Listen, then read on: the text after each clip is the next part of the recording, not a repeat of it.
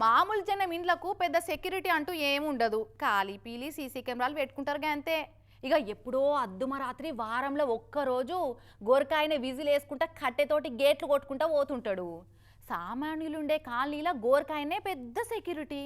ఇక అదే లీడర్ల ఇంట్లకు ఫుల్ సెక్యూరిటీ ఉంటుంది. పోలీస్ గన్మెన్లు కూడా ఉంటారు, ప్రైవేట్ వాచ్మెన్లు కూడా ఉంటారు. ఇంటి నిండా మస్తు మంది పనోళ్ళు ఉంటారు కదా. కానీ అంతమంది ఉన్నా కూడా దొంగలు మస్తు తెగబడుతుర్రు. అందరి కళ్ళు కప్పి ఒక ఎంపీ మేడం ఇంట్లో అర్ధరాత్రి దొంగోడు జొర్రి 2 గంటలు ఇల్లంతా కళ్ళ తిరిగిందంటే దొంగోనికి గింత కూడా భయం లేనట్టే ఉన్నది కదా. హైదరాబాద్ జూబ్లీ హిల్స్ ఏరియా అంటే మస్తు మంది శ్రీమంతులు ఉండే జాగా. సీఎం రేవంత్ రెడ్డి సార్ ఇల్లు కూడా అటే ఉంటది. అగో గసంటి ఏరియాలో అది కూడా కేంద్రంలో అధికారంలో ఉన్న బీజేపీ ఎంపీ ఇంట్లకు ఈ తెగవాడోడు ఎట్లా పోయిండో చూడురి. దొంగల ఆచారము, కోడ్ ఆఫ్ కండక్ట్, దొంగల శాసనాల గ్రంథం ప్రకారంగా ఏ దొంగ అయినా మూతికి మాస్కు, చేతికి గ్లౌజులు, ప్యాంటు పైకి మలుసుకొని పోవాలనేది ప్రాథమిక రూల్స్ కాబట్టి ఆ రూల్స్ను అతిక్రమించకుండా బాగానే ఫాలో అయిపోయిండు. కిచెన్ల కిటికీలకు వెళ్ళి ఇంట్లో జొర్రిండు. దొంగ పిల్లి నక్కి పోయినట్టు నక్కి నడుచుకుంటా పోయి ఆ రూమ్లో సీసీ కెమెరా వైర్ కటింగ్ చేసిండు.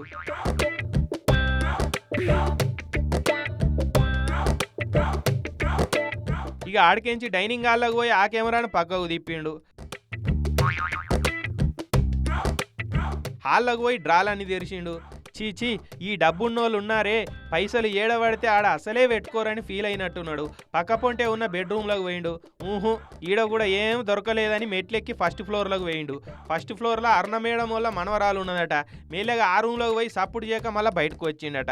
ఇక మళ్ళీ ఫస్ట్ ఫ్లోర్లోనే ఉన్న దేవుని రూమ్లోకి పోయి ఏదన్నా బంగారు విగ్రహాలు దొరుకుతాయేమో అని చూసినట్టున్నాడు.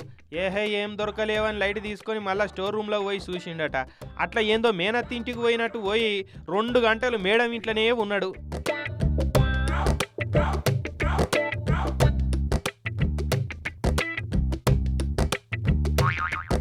అయినా సెక్యూరిటీ వాళ్ళకు తెలియలే, గంత గట్టిగా నిద్రపోకుండా డ్యూటీ చేస్తున్నట్టున్నారు. దొంగోని దురదృష్టం, మేడం అదృష్టం మంచిగుండి దొంగోడు ఇల్లంతా ఏబిసిడి మళ్ళా తిరిగినా కానీ ఒక్క వస్తువు మీద చెయ్యలేదు, ఒక్క పైసా ముట్టలేదు. మరి ఎందుకు వచ్చిండు, ఎందుకు పోయిండు అన్నది ఏం తెలుస్తలేదు. తెల్లారి కిటికీలకు వెళ్ళి దొంగోడు వచ్చి పోయిండని ఎరకబట్టి పోలీస్ స్టేషన్లో కంప్లైంట్ ఇచ్చిండు మేడం వల్ల ఇంటి వాచ్మెన్.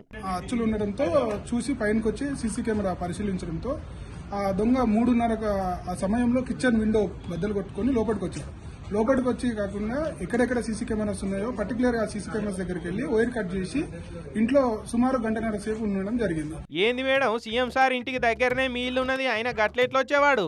నా బెడ్రూమ్ డోర్ అన్నా కనీసం తెరిచిందా మూసిందా అని ట్రై కూడా చేయలేదు. మరి ఎందుకోసం వచ్చిండు, ఏం లెక్క, ఎంతమంది రూమ్లు ఉన్నాయి, ఎంతమంది ఉన్నారో లెక్క, అసలు ఎందుకోసం వచ్చిండో ఇప్పటిదాకా అర్థం కాదు. ప్రభుత్వం కూడా ఇవన్నీ ఆలోచన చేయాలి. ఇప్పుడు ఒక విమెన్ గా పార్లమెంట్ మెంబర్ గా కూడా ఈరోజు ఇంత పెద్ద ఎత్తున సెక్యూరిటీ రీజన్స్, ఎందుకంటే ఈ సంఘటన చూస్తే సెక్యూరిటీ చాలా అవసరమైనటువంటి ఈరోజు అనిపిస్తుంది. ఎన్నడూ కూడా నేను బాధలు కాలే. అయినా మీద అదృష్టమే ఉన్నట్టున్నది మేడం. ఏ ఇంట్లో దొంగోడు వాట ఉత్త చేతులతో అయితే ఓడు వృత్తికి చెడ్డ పేరని ఏదైనా చిన్న వస్తువు అన్న తీసుకొని పోతారు. కానీ మీ ఇంట్లో వాట దొంగోడు ఖరీదైన వస్తువుల జోలికి పోకుండా, పైసలు ముట్టకుండా, ఏ లక్ష్యం లేకుండా వచ్చిన ఆవార దొంగ ఉన్నట్టున్నాడు మేడం. అయితే గిట్లనే అవుతున్నదని మేడం ఎన్నడు సందో గవర్నమెంట్ సెక్యూరిటీ కావాలని సర్కారు వాళ్ళని అడుగుతున్నదట. పాపం కానీ వాళ్ళేమో ఇస్తలేరట. ఈ దొంగోడు వచ్చిన వేళ విశేషాన్ని చూసైనా మా ఇంటికి పోలీస్ సెక్యూరిటీ పెడితే మేము కిటికీలు తెరుచుకొని అయినా నిమ్మలంగా నిద్రపోతాం అంటున్నారు అరుణ మేడం. నేను ముఖ్యమంత్రి గారికి కోరుతున్న ఇవాళ మా ఫ్యామిలీ సెక్యూరిటీ గురించి తక్షణమే మీరు చర్యలు తీసుకోవాలని చెప్పి మీ ద్వారా ముఖ్యమంత్రి గారిని కోరుతున్నాను.